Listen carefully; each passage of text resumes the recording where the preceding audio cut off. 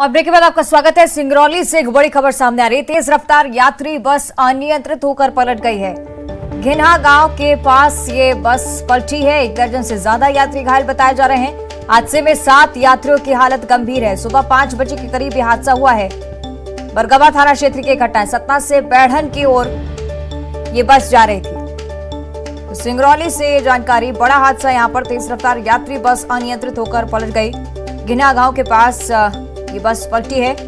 1 दर्जन से ज्यादा यात्री घायल हुए। हादसे में 7 की हालत गंभीर, जबकि कई ऐसे लोग जो कि घायल अवस्था में अस्पताल में भर्ती करवाए गए हैं। हादसे में जानकारी है कि सुबह 5 बजे के करीब की घटना बरगवा थाना क्षेत्र की घटना है। सतना से बैढ़न की ओर ये बस जा रही थी। इसी बस की तस्वीरें आपको दिखा रहे हैं, किस तरह से अनियंत्रित होकर पलट गई। हालांकि स्थानीय लोग भी सहायता के लिए आगे आए। तमाम घायलों को इलाज के लिए अस्पताल में भर्ती करवाया गया है।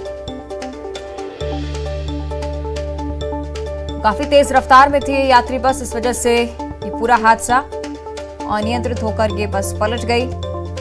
1 दर्जन से ज्यादा यात्री घायल अवस्था में अस्पताल में इलाज के लिए भर्ती करवाए गए हैं।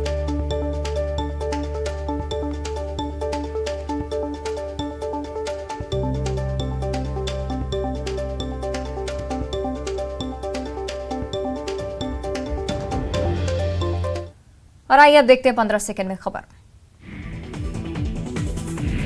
गुजरात में विधानसभा चुनाव के दूसरे फेज के लिए वोटिंग जारी। उत्तर और मध्य गुजरात के 14 जिलों के 93 सीटों पर सुबह 8 बजे से शाम 5 बजे तक मतदान।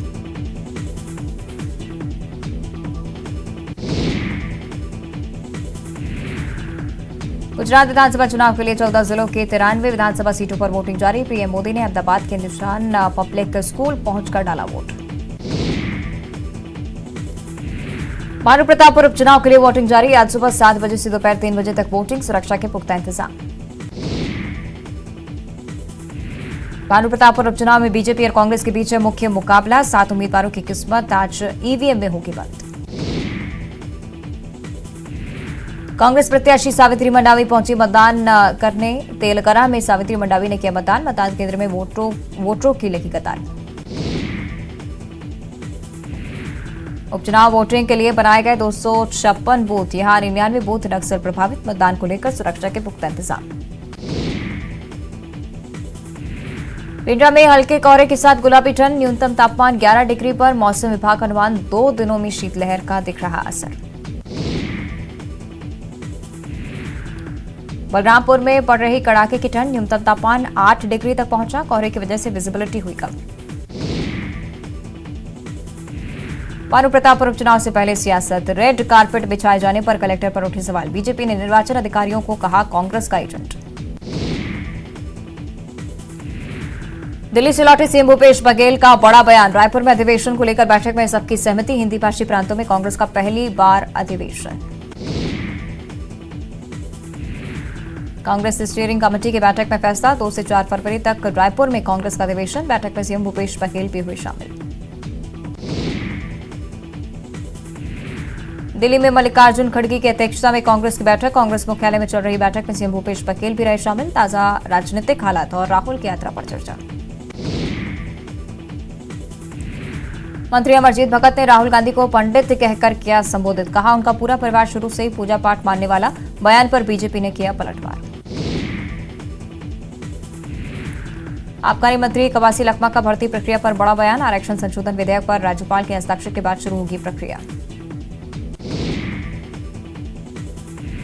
भानु प्रतापपुर उपचुनाव पर लखमा का खुला चैलेंज। पूर्व मंत्री बृजमोहन अग्रवाल को दिया चैलेंज। अगर बीजेपी चुनाव जीती तो विधानसभा नहीं आएंगे।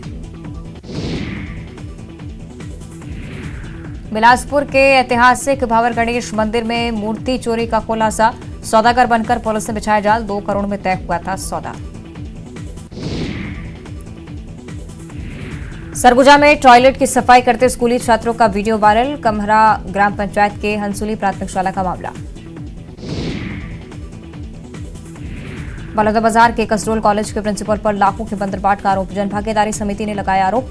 प्रिंसिपल ने आरोपों को नकारा। जशपुर के बगीचा नगर पंचायत में ट्रैक्टर ट्रॉली में लगी भीषण आग। बिजली तार की चपेट में आने से हादसा। दुर्ग के कारो नदी में मिला युवक का शव। रायपुर निवासी के रूप में मृतक की पहचान। घर से झगड़ा करके भागा था युवक। बिलासपुर में प्रेमी की सगाई से नाराज युवती ने किया हंगामा। पेट्रोल छिड़ककर आत्मदाह करने की दी धमकी। पिछले कई सालों से रिलेशन में हैं दोनों। शिक्षक की भूमिका में नजर आए बलरामपुर के collector Vijay Dayaram. Bharatpur higher secondary school में ली अंग्रेजी की क्लास निरीक्षण करने पहुंचे थे दयाराम। बिलासपुर में कैफे संचालक और मेडिकल छात्रों के बीच मारपीट। दोनों पक्षों के बीच जमकर चले लात घूसे। सिविल लाइन थाने में केस दर्ज। बलौदाबाजार में पति ने पत्नी पर किया जानलेवा हमला। पत्नी की गला रेतने के बाद खुद का भी गला रेता। दोनों की हालत नाजुक। मनेंद्रगढ़ जिले के पहले कलेक्टर पीएस ध्रुव का एक और वीडियो वायरल। मनरेगा श्रमिकों को काम करते देख खुद फावड़ा चलाने लगे कलेक्टर। अंबिकापुर में 4 लाख की साइबर ठगी। रोजगार सहायक को लॉटरी में 25 लाख रुपए जीतने का दिया झांसा। 5 अलग अलग खाते में जमा कराए 4 लाख रुपए। अंबिकापुर में फाइनेंस कंपनी के लॉकर से चोरी का मामला। आरोपी गिरफ्तार। 2 लाख पुलिस ने किए बरामद। जगदलपुर में कार और बाइक सवार की भिड़ंत। दोनों गंभीर रूप से घायल। पहुंचाए गए अस्पताल। शराब के नशे में था कार सवार। पिंडरा गोरेला मेन रोड में 2 बाइकों की टक्कर। सड़क हादसे में 2 लोग गंभीर रूप से घायल। हादसे का सीसीटीवी आया सामने। कवर्धा में गाय के साथ बर्बरता। चोट पहुंचाने के बाद डाली मिर्च। विहिप कार्यकर्ताओं ने की शिकायत। दुर्ग के हनौदा में मितानिन का सम्मान समारोह का आयोजन। समारोह में गृह मंत्री हुए शामिल। 500 से ज्यादा मितानिनों को साहू ने किया सम्मानित। और अब भोपाल से बड़ी खबर है। सीएम शिवराज सिंह चौहान एक समीक्षा बैठक बुला रहे हैं। इन्वेस्टर्स समिट प्रवासी भारतीय दिवस की समीक्षा करेंगे। दोपहर करीब 3:15 बजे बैठक शुरू होगी। बैठक के बाद उद्योगपतियों से भी सीएम मुलाकात करेंगे और शाम 5 बजे खेलो इंडिया कार्यक्रम की भी समीक्षा बैठक उनकी तरफ से बुलाई गई है। बड़ी जानकारी आप तक पहुंचा रहे हैं सीएम शिवराज सिंह चौहान। आज 2 बैठकें ले रहे हैं। सही शरद श्रीवास्तव से हम ज्यादा जानकारी लेंगे। शरद, किस मकसद के साथ ये बैठक बुलाई गई है? क्या कुछ होना है इस बैठक में? देखिए, मध्य प्रदेश में अगले साल ग्लोबल इन्वेस्टर समिट और प्रवासी भारतीय सम्मेलन दोनों का जो आयोजन है वो किया जाना है और उसकी तैयारियां जोर शोर से चल रही हैं। मुख्यमंत्री शिवराज सिंह चौहान खुद इनकी जो मॉनिटरिंग है वो कर रहे हैं। इसी कड़ी में आज एक महत्वपूर्ण बैठक मुख्यमंत्री लेंगे संबंधित जो अधिकारी हैं उनके साथ में।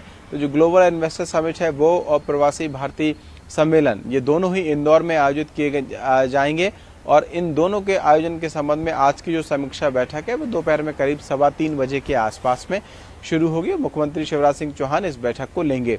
इसके बाद में उद्योगपतियों के साथ में उनकी मुलाकातें हैं और ये जो मुलाकातों के दौर हैं वो पिछले कुछ दिनों से लगातार चल रहे हैं, जिनका उद्देश्य भी कहीं ना कहीं यही है कि आने वाली जो इन्वेस्टर समिट है उसको और ज़्यादा सफल बनाया जाए। तो ये जो महत्वपूर्ण बैठक है वो होगी। उसके बाद में खेलो इंडिया आयोजन का भी जो इस बार का आयोजन है मध्य प्रदेश में होना है, उसकी तैयारियों की जो समीक्षा है वो भी मुख्यमंत्री शिवराज सिंह चौहान आज लेंगे। चलिए, यानी कि आगामी कार्यक्रमों की समीक्षा के लिए बैठक बुलाई गई है। शुक्रिया आपका शरद इस पूरी जानकारी के लिए। और आइए एक बार फिर शुरू करेंगे 15 सेकंड में खबर का।